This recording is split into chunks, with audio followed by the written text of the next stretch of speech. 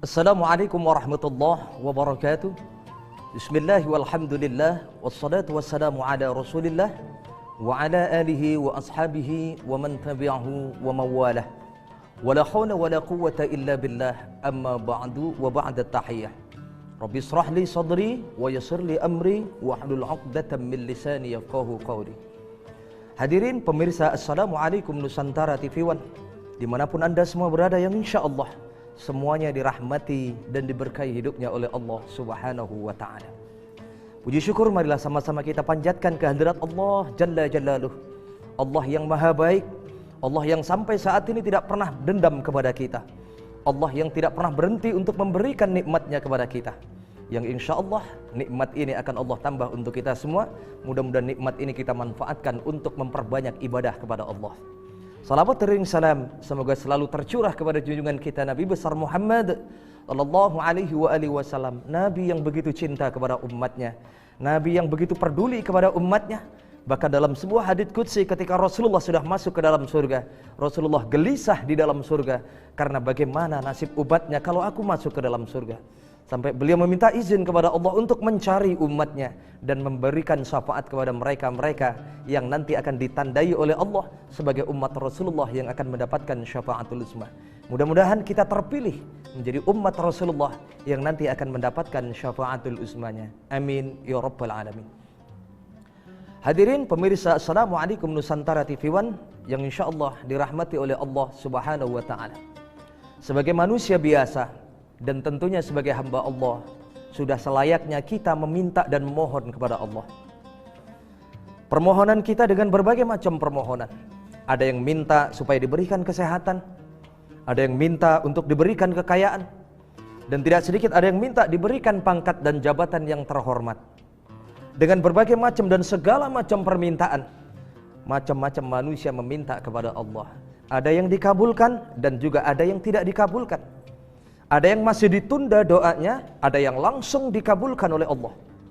Pada kesempatan kali ini, Al-Fakir akan coba menguraikan apa-apa yang menyebabkan doa manusia ini terhalang dan tertolak di hadapan Allah, terhambat doa kita di hadapan Allah. Dalam sebuah riwayat, Imam Hasan Al-Basri ketika beliau berjalan keliling kota Basrah, melewati satu pasar kota Basrah, ada salah satu penduduk muslim kota Basrah bertanya kepada Imam Hasan Al-Basri, "Ya Abul Ishaq." Ini salah satu panggilan dari Imam Hasan Al-Basri. Beliau bertanya kepada Imam Hasan Al-Basri, "Wahai Imam Hasan, aku ingin minta satu kejelasan dari Allah Subhanahu wa ta'ala yang disampaikan di dalam Al-Quran." Allah Subhanahu wa ta'ala berfirman dalam surah Ghafir ayat 60. A'udzubillahi minasyaitonir rajim. Bismillahirrahmanirrahim.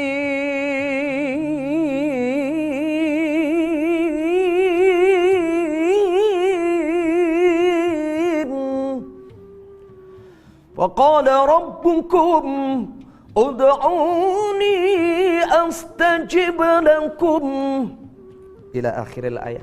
Di situ Allah menyampaikan sebuah penggalan kalimat di awal.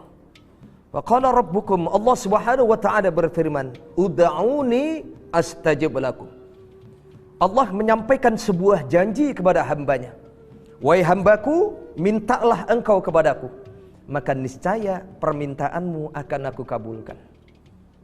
Lalu apa yang akan kau tanyakan dari ayat ini, wahai saudaraku? Pertanyaan Imam Hasan Al-Basri. Ya Abul Ishaq, justru dengan ayat inilah aku ingin bertanya kepada engkau. Bukankah Allah sudah berjanji di dalam Al-Quran, mintalah engkau, niscaya permintaanmu akan aku kabulkan? Ini yang menjadi pertanyaan saya, wahai Imam Hasan. Setiap hari aku minta kepada Allah, setiap waktu aku minta kepada Allah, bahkan mungkin dengan permohonan yang sama. Mana janji Allah? Katanya akan menempati doa-doa hambanya. Sampai saat ini Allah belum juga mengabulkan doaku, wahai Abul Ishaq. Apakah Allah ingkar kepada janjinya? Apakah hamba belum khusyuk dalam doa hamba? Atau mungkin Allah lupa kepada janjinya sehingga belum didengarkan doa hamba, wahai Abul Ishaq? Kemudian Imam Hasan Al-Basri tersenyum. Sembari Imam Hasan Al-Basri ini menyampaikan sebuah jawaban. Dan lagi-lagi ini adalah sebuah pembelajaran untuk kita semua. Mudah-mudahan kita bisa mengambil iktibar, bisa mengambil pelajaran apa yang disampaikan oleh beliau ini. Wahai saudaraku, jangan buru-buru engkau berprasangka buruk kepada Allah. Kalau Allah saat ini belum mengabulkan doamu, atau mungkin jangan-jangan tertolak doamu di hadapan Allah, wallahu a'lamu bima la ta'lamun. Allah yang jauh lebih faham kapasitas hambanya ketimbang prasangka dari hambanya itu sendiri. Engkau pengen kaya, namun belum dikabulkan kekayaanmu, maka bisa jadi jangan-jangan saat ini rizki yang engkau dapatkan ini justru lebih tepat porsinya untuk engkau bersyukur kepada Allah dibandingkan nikmat yang terlalu banyak namun engkau lalai untuk mensyukurinya. Hal ini pun pernah disampaikan dalam sebuah riwayat, dalam sebuah kisah Sya'labah ibn al-Hatim, salah satu sahabat Rasulullah yang luar biasa miskin saat itu, namun ternyata tidak mengurangi semangat Sya'labah ibn al-Hatim ini untuk beribadah kepada Allah. Bahkan ketika melaksanakan sholat berjamaah, Sya'labah ini selalu di belakang Rasulullah, bermakmum di belakang Rasulullah. Namun ada satu kebiasaan Sya'labah ini yang membuat Rasulullah ini heran. Dan suatu saat Rasulullah bertanya kepada Sya'labah, "Ya Sya'labah, engkau memang rajin berjamaah bersamaku. Namun apakah menurut engkau berzikir selepas sholat, berlama-lama di masjid selepas sholat, meminta berdoa kepada Allah, menurutmu itu tidak penting wahai Sya'labah?" "Kenapa engkau bertanya demikian ya Rasulullah?"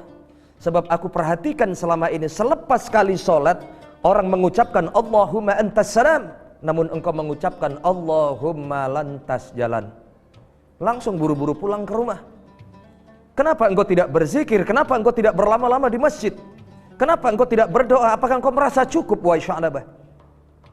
"Tidak ya Rasulullah, semua itu penting bagiku."